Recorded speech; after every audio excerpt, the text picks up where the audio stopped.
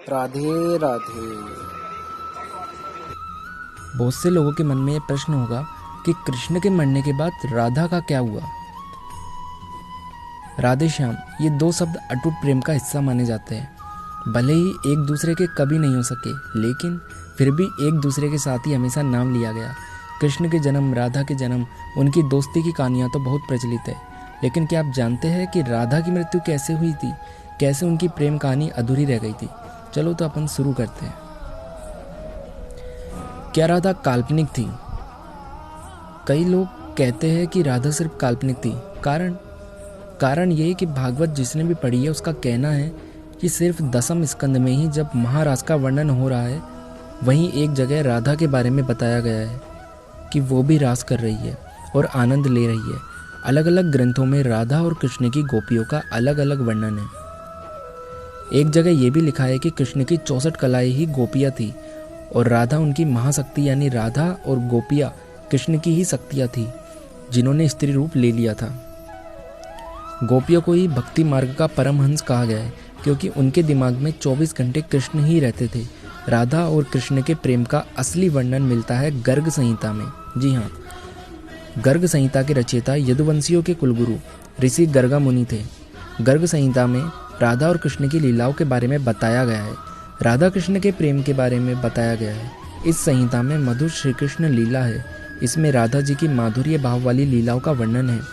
श्रीमद् भगवद गीता में जो कुछ सूत्र रूप से कहा गया है, गर्ग संहिता में उसी का बखान किया गया है। अगर गर्ग मुनि यदुवंशियों के कुलगुरु थे, तो ऐसा कैसे हो सकता है कि वो अपने सामने चल रही कृष्ण लीला में किसी काल्पनिक किरदार का चित्रण करेंगे? यहीं से मिलता है राधा के सत्य होने का प्रमाण। क्या कृष्ण ने राधा को धोखा दिया था?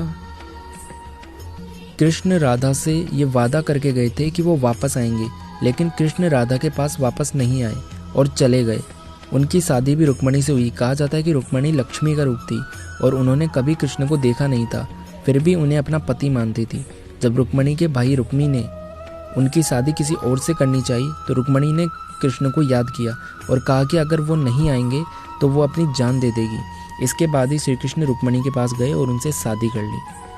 कृष्ण के वृंदावन छोड़ने के बाद से ही राधा का वर्णन बहुत कम हो गया।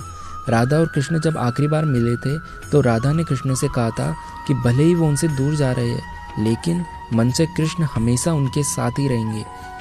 इसके बाद कृष्ण मथुरा गए और कंस और बाकी राक्षसों को मारने का अपना काम पूरा किया। इसके बाद प्रजा की रक्षा के लिए कृष्ण द्वारका चले गए और द्वारकाधीश नाम से लोकप्रिय हुए। फिर क्या हुआ राधा का? जब कृष्ण वृंदावन से निकल गए, तब राधा की जिंदगी ने अलग ही मोड़ ले लिया था। राधा की शादी एक यादव से हो गई।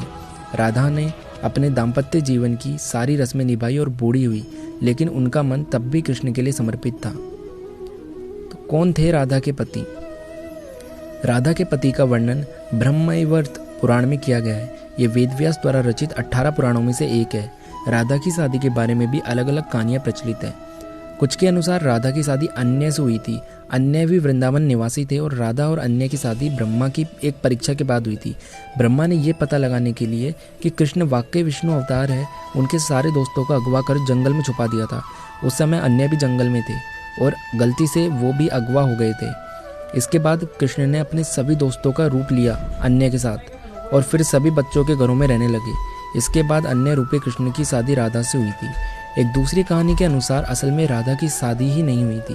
ब्रह्मवैवर्त पुराण के अनुसार राधा अपने घर को छोड़ते समय अपनी परछाई यानी माया राधा घर पर माँ कीर्ति के साथ छोड़ गई थी।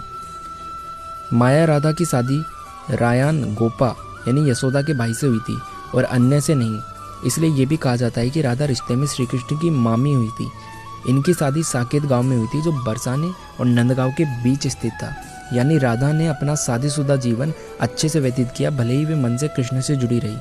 तो कैसे हुई राधा की मृत्यु? लोककथाओं के अनुसार अपने जीवन के अंतिम दिनों में राधा ने अपना घर छोड़ दिया था और कृष्ण से मिलने द्वारका चली गई थी। जब आखिरकार ये दोनों मिले, तो दोनों ने कुछ नहीं कहा। दोनों जानते थे कि मन से दोनों जुड़े हुए थे, लेकिन राधा को लगा कि कृष्ण से करीब रहना उस तरह का सुख नहीं दे रहा है जिस तरह उन्हें तब लगता था जब वो मन से कृष्ण से जुड़ी हुई थी। राधा बिना कुछ बोले महल छोड़कर चली गई। अंतिम क्षणों में कृष्ण ने राधा की अंतिम इच्छा पूरी की कि जिसमें उन्होंने राधा को सबसे मधुर बांसुरी की धुन सुनाई। इसके बाद ही राधा जी कृष्ण में विलीन हो गई और किसी भी पुराण में राधा की मृत्यु का वर्णन नहीं मिलता है। क्यों नहीं मिल पाए राधा श्याम?